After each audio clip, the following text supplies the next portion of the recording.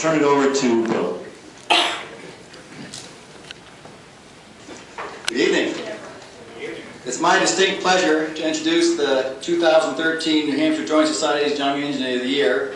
It's a very honorable and happy experience for me to do so. It was my privilege to meet Britt Audet when she returned to her native New Hampshire after receiving a master's degree in structural engineering from some small engineering school, University of California at Berkeley. And then I've gotten to know her very well over the last 5 years, as she's been an integral part of our team at CMA Engineers. When you get to know Britt, it's hard not to like her, but both as an engineer and as a person. Britt has a true engineer's mind, so it's easy to like her if you're an engineer. But it's quite obvious you don't need to be an engineer to like and appreciate the person that Britt is. As an engineer, Britt is as accomplished as she is versatile. She applies her background, experience, and understanding over a wide range of engineering applications. I have personally worked with Britt and observed this effectiveness on projects that range from structural design to complex environmental permitting to quality assurance on a secure landfill containment system to the design of a water system for a New Hampshire community to improve the lives of families and many more. Britt is generous. She has given of herself to serve and advance the engineering profession in New Hampshire for many years through leadership with the New Hampshire section of the ASCE.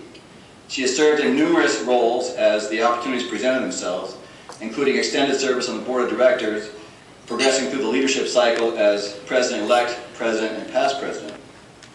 People want Britt on their team. She has recently been named to the steering committee for a multi-year, large-scale NSF-funded research program at UNH, led by Professor Joe Daniel, that is investigating the integration of climate science with sustainable transportation infrastructure in New Hampshire and New England. And she's on the board of the recently formed Granite State Environment and Water Resources Institute. Yes, you do want Britt on your team. Britt has been essentially involved for years in a local food cooperative in Nottingham, her hometown. The co-op comprises about 20 families, and they enjoy Britt's can-do attitude and gladly utilize her engineering-based organizational skills to keep the computer records and prepare monthly orders. She and her husband Tim, also an engineer, God help their kids, live on enough land for Britt to be sort of a gentlewoman farmer, if you will, and raises bounty in a large garden with a number of chickens, turkeys, and I'm told pigs.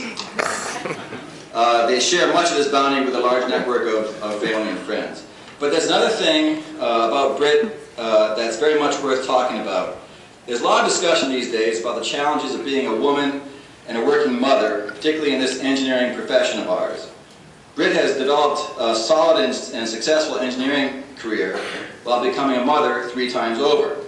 She and Tim are the proud and busy parents of sons Odin and Barry, ages 5 and 3, and Annika, their 8-month-old daughter.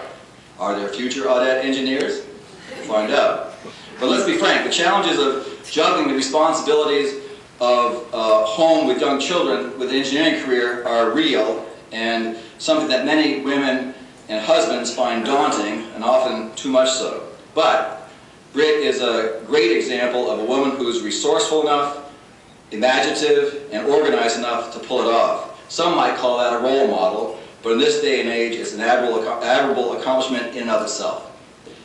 Finally, I want to pass along my personal observation that I know is shared by others who work and know Britt. Britt has a quiet strength about her. You do want Britt on your team. She is always positive and genuine. Britt deals with others, regardless of their respective roles and objectives, with kindness and respect, but has the confidence to accomplish what she needs to accomplish, however difficult or challenging, and that's a great combination. I am lucky Britt is on my team, but she's also on the team of all the engineers in New Hampshire, including those in this room. It's my pleasure to introduce to you the 2013 Young Engineer of the Year, Britt Audet.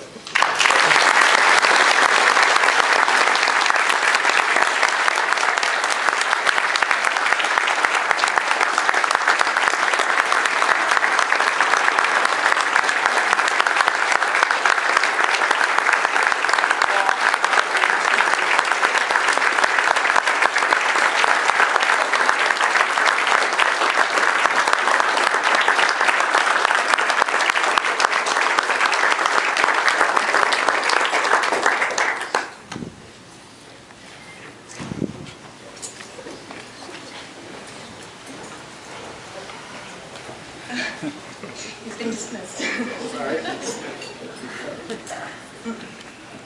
Wow, thank you for that introduction. That was amazing. And I am so honored to be a part of this team that was standing up here before you tonight. They are a really accomplished group of engineers, and I'm so proud to be a part of that group. I'd like to thank the Joint Societies for their selection and their recognition of the efforts of all engineers. And I'd like to congratulate Chris Bean for his award tonight and the other award recipients. I would also like to thank everyone at ASCE and CMA Engineers for all the work they did to nominate me. I can't tell you how much I appreciate this. I'm grateful that some members of my family could be here tonight to be a part of this evening. My mom, Nancy Johnson, whose strength and work ethic is a constant source of inspiration to me. And I'm also grateful that my dad and Katie were able to make the trip from New York. My dad, Ken Eckstrom, well, not an engineer in the classical sense of the word. He is one of the best engineers I know. His resourcefulness and clever problem solving never cease to amaze me. I'm here tonight because of them and also because of the support of so many people. Everyone at CMA Engineers whose support of involvement and professional service is remarkable. I am so fortunate to work with a group of engineers as intelligent, hardworking, knowledgeable, and intrepid. On top of that, they're all just really great people. I'd also like to thank my mother-in-law, Joanne Audet, who could not be here tonight, but without her babysitting services, my involvement with ASCE would not be possible. And that brings me to my husband, Tim. His support of me and my endeavors is unwavering.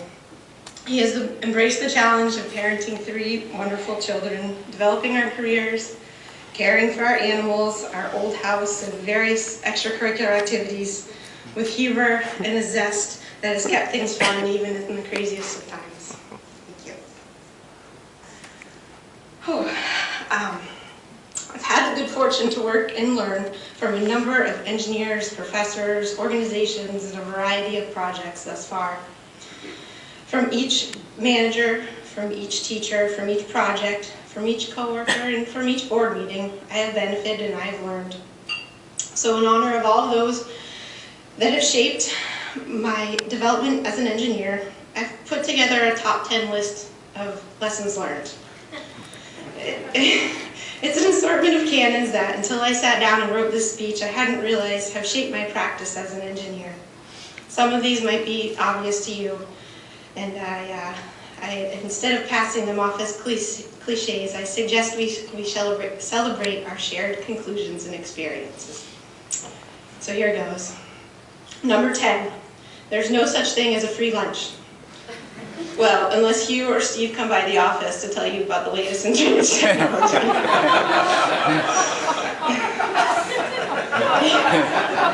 You've probably heard that saying a few times, but it wasn't until Professor Pedro de Alba's foundations class that I realized this old adage really applies to a lot of engineering decisions. Number 9, rarely is anything straightforward. Even the simplest of projects often present some kind of unforeseen challenge. Our ability to handle the unexpected is an important skill that influences the outcome of any project. Number 8, most of the time procrastination is not a useful attribute. I'll get to more on that later. Number 7, the civil engineering community in New Hampshire is a small world. Perhaps this is true of other engineering communities too. You never know when you may cross paths with someone or something from a different time or a different set of circumstances. With that in mind, I strive to complete all tasks to the best of my ability and with integrity. 6A, engineers need to lead the charge in advocating for improvements to our deteriorating infrastructure systems. Who better to bring forth this message to the public than all of you, the experts on our built environment? There's been great work done to get the message out, but we need to keep promoting the importance of maintaining and improving our infrastructure in a sustainable way. 6B, involvement in your professional community has many benefits. I have benefited by improving my leadership skills and organizational skills, by having an opportunity to give back to my profession, and by cultivating a professional network that allows me to recognize so many faces in this audience tonight. Number 5, continuing your education is important. Engineers are problem solvers. We can bring more solutions to the table if we are aware of all the options that are out there. Number 4, challenges seem less formidable with a good hot cup of coffee in my hand. Number 3, I try to remember to take my nose away from the spreadsheet and look at the big picture. More and more projects require coordination with multiple entities. Considering the overall objectives of a project and anticipating the needs of other partners can lead to more productive cooperation. Number 2, don't hesitate to pick up the phone. We have way more ways to communicate than ever these days, and they have their benefits, but the understanding you can gain in a 15-minute phone conversation can far exceed that which you gain from 15 reply alls. And number 1, most of the time, things get done faster if someone is asking, "Are you done yet?" So on that note, I will wrap things up.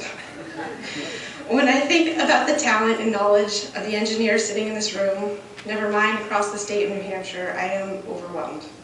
I know that I am just one of many engineers that balance the commitments of jobs, family, and civic duties on a daily basis.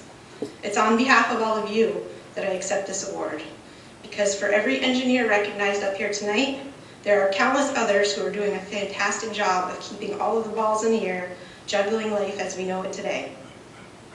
I am especially honored to accept this on behalf of women engineers who experience a unique set of challenges in the engineering field.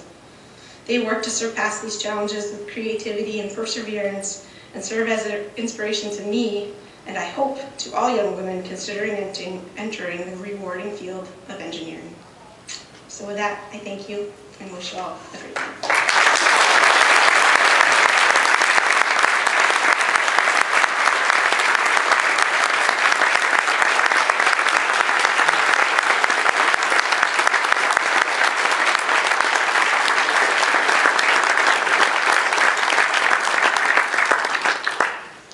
Congratulations, Britt. Okay, for the Engineer of the Year,